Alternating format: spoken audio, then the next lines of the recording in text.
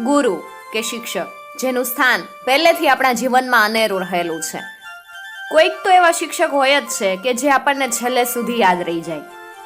આવા જ એક શિક્ષક છે ઘેલા હતા, જેમની આજે આપણે વાત કરવાના છીએ. મિત્રો, આ કોઈ વાર્તા નથી, પરંતુ આ એક સત્ય ઘટના છે. પોતાના નિર્દોષ અને નિખાલસ સ્વભાવથી ઘેલા હતા તમને બધાને જરૂરથી કંઈક શીખવશે અને સાથે હસાવશે પણ. આ વાત 25 વર્ષ પહેલાની છે. ઘેલા હતા ભણે ઠોઠ હતા, એમ છતાં એસએસસી બોર્ડમાં એનો કેન્દ્રમાં 3જો નંબર આવેલો. પિતાજી સાદુળ અપાએ આખા ગામમાં એ વખતે પેંડા વેચેલા. ઘેલા હતા 2 વર્ષ પીટીસી કરી અને પોતાના જ ગામમાં માસ્તર બની ગયા. ઘેલા હતા દેશી માણસ, જાડું વરણ ને ડીલે પહાડી માણસ. સ્વભાવે સરળ, પણ સામેવાળાને બીક લાગે એવી એની આંખો. બાકી આમ તો કાયમ હસતા જ હોય. એની હસવાની અલગ સ્ટાઇલ હતી.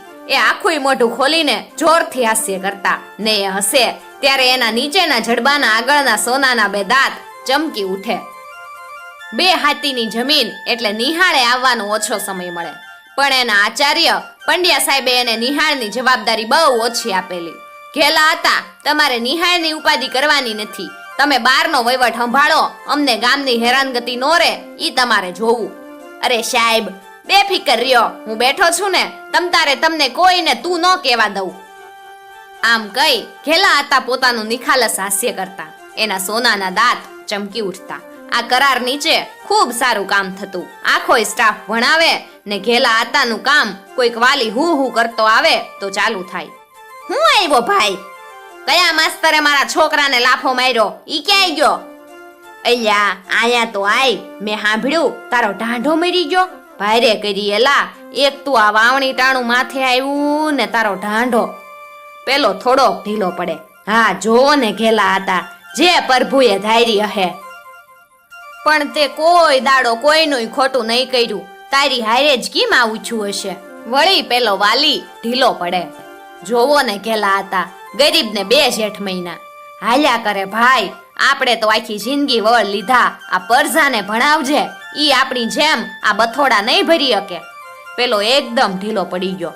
હાશી વાત ઘેલા હતા, હું ભલામણ જ કરવા આવ્યો છું. આ ભણવામાં ધ્યાન ન દે ને તો હોબળમાં 2 નાખી દેજો.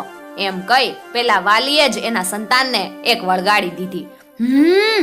અલ્યા તું અજડ ભાઈ રે, પર જાને ઈ મરાય નહીં, દઠ્ઠર થઈ જાય, ઈને સમજાવાય ને હું અહીંયા નિહાળે બેઠો હોઉં ને તારે ઉપાધિ કરવાની હોય. તું તારે જા અને તું રૂમ ભેગું થા. હવે જો તોફાનમાં તારું નામ આવ્યું તો જો તારા બાપાએ જ મને સૂઈટ આપી ધમધમાવી નાખીશ. એક ચક્રવાત ટળી ગયું. ઘેલા હતા છકડો પણ રાખે. છકડો લઈ વાડીએ જતા હતા એવા રસ્તામાં સમાચાર મળ્યા, નિશાળે નિરીક્ષક સાહેબ આવ્યા છે. છકડો સીધો નિશાળે આવવા દીધો. રસ્તામાંથી આટા મારતો એક પેલા ધોરણનો ટાબરિયો બેસાડી દીધો.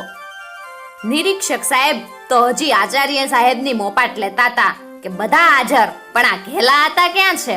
સાહેબ ગેંગે ફેફે કરતા હતા તે ભડભડાટી કરતો છકડો દરવાજામાં પ્રવેશો.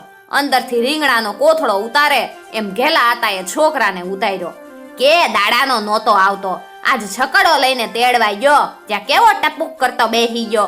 છોકરાને સમજાવતા આવડવું જોવે. ઢોલ ધાપટ કરો તો ઈ નિહાળે આવતું સાંડી જાય. નિરીક્ષક સાહેબ મોઢામાં આંગળા નાખી ગયા. ઘેલા આતાનો વાહો થાબ્યો ને બીજી નિશાળોમાં જઈ ઘેલા આતાના વખાણ કર્યા. આવા તો કેટલાય ચક્રવાત ઘેલા આતાએ શમાવી દીધા હતા. સ્ટાફમાં એક ભટ્ટ સાહેબ ખરા. ભટ્ટ સાહેબ ઘેલા આતાને પૂછીને પાણી પીવે. ઘેલા આતા કે એટલું જ કરે. એની બધી મુશ્કેલીનું નિવારણ ઘેલા આતા. ભટ્ટ પોતાની વ્યવહારિક, નાણાકીય, સામાજિક કે અંગત બધી જ બાબતોમાં ઘેલા આતાની સલાહ લે ને માને પણ ખરા. અને ઘેલા આતા પાસે તો હર દુઃખનો ઈલાજ હોય જ. આતા લગનને વરહ થવા આવ્યું છે, હવે 2 માંથી 3 થાવી. હા, એમાં મોડું ન હોય ભટ્ટજી. ભટ્ટ સાહેબ ચિંતા જગાવતા, ભગવાન પેલા ખોળે દીકરો દે તો હારું, દીકરો જ આવશે. દિવસોના વાણા વાયા. એક દાડો ભટ્ટ સાહેબ નિશાળે જરીક એવું મોઢું કરીને આવ્યા. ઘેલા હતા કે એ ભટ્ટજી મોઢું કેમ પડી ગયું છે? ઘરે ગોર નાની થઈ. લે, ઈ તો હારું, લક્ષ્મી આવી. પેલા ખોળે જે આવ્યું ઈ મંગળ જ કહેવાય. લાવો જલેબી. બધાએ રાજી રાજી થઈ જલેબી ખાધી. આમ ને આમ દાડાનું ચક્કર ફરે જાતું તું. દોઢેક વરસ થયું હશે. ભટ્ટ સાહેબે સારા સમાચાર સંભળાવ્યા. વળી પેલી જ ઉપાડી ઘેલા આતાની ધરપત. ભટ્ટજી, મારો આત્મા કે છે કે છોરો જ આવશે. વળી પેલું નિખાલસ હાસ્ય ને સોનાના દાંતનો ચળકાટ. બીજી વખત પણ છોરી જ આવી. ભટ્ટ સાહેબ ફરી નિરાશ થયા. મારા નસીબમાં છોરો જ નથી લાગતો. 2 છોરીથી સંતોષ માની ઓપરેશન કરાવી નાખું. ના રે ના ભટ્ટજી, 2 છોરી ઉપર ત્રીજો છોરો હોય એવા મારી પાસે 1000 દાખલા છે. આ વખતે ભગવાનને આપે છૂટક્યો, મંગાવો જલેબી એમ સમજાવી ઘેલા હતા પોતાના હોનાના દાંત ચમકાવતા હસી પડ્યા. ત્રીજી વખત ભટ્ટે ખાલી રડવાનું જ બાકી રાખ્યું. ઢીલા ઘેંસ જેવા થઈ ગયા. ઘેલા હતા, તમે માન્યા નહીં. મારા ભાગ્યમાં જ છોર્યું હોય પછી છોરો ક્યાંથી થાય? આ 3 ગોયરુંનો કરિયાવર હું કેમ કરીશ? મેં વાહન બંધાવી વાળ્યું છે. આજે જ અમે શહેરમાં ઓપરેશન કરવા નીકળવી સેવી. અલ્યા પણ હજી ઈ મથરા નો થાવ. આ તો ભગવાન તમારી પરીક્ષા લે છે. બસ હવે તમે પાસ થાવામાં જ છો. હવે આ વખતે તો સોરો જ સમજો. ભટ્ટ સાહેબ ઘેલા આતાની કોઈ વાતનો ઇનકાર ન કરે. છેવટે તો માની જ જાય. ઘેલા આતા, તમે આજ ના ન પાડતા. હું ઘરે પાકું કરીને આવ્યો છું. ઘરેથી તૈયાર થઈ ગયા હશે. જે ભાગમાં હતું એ આપ્યું ભગવાને. બીજું હું? ભટ્ટ સાહેબે મોટો નિસાસો નાખ્યો. ભટ્ટજી, આ છેલ્લી વખત મારી વાત માની જાવ. આ વખતે છોરો જ આવવાનો છે. ઘેલા આતાએ ધીર ગંભીર મોઢું ધારણ કરીને કીધું. ઘેલા આતા, તમે પણ ખરા છો હો.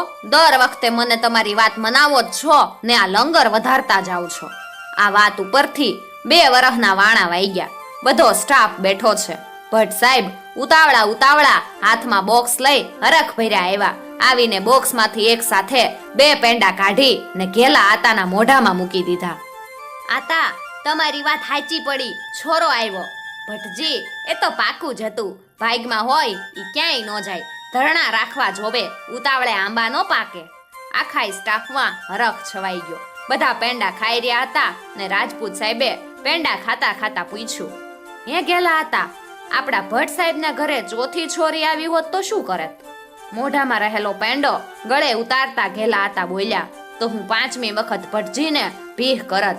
ઈ મારી વાત ન ઉથાપે એટલો આપણને ભરોહો હો. હું કેવું ભટ્ટજી? તમારું હાચું ઘેલા હતા. ભટ્ટ સાહેબ પેંડો મમળાવતા બોલ્યા. બધાએ હસી પડ્યા. ઘેલા હતા પણ આખું મોઢું ખોલીને હસી પડ્યા. ઘેલા હતાના પેલા સોનાના 2 દાંત ચમકી રહ્યા.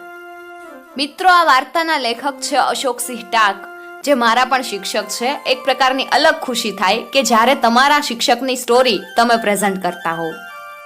આવી જ બીજી વાર્તાઓ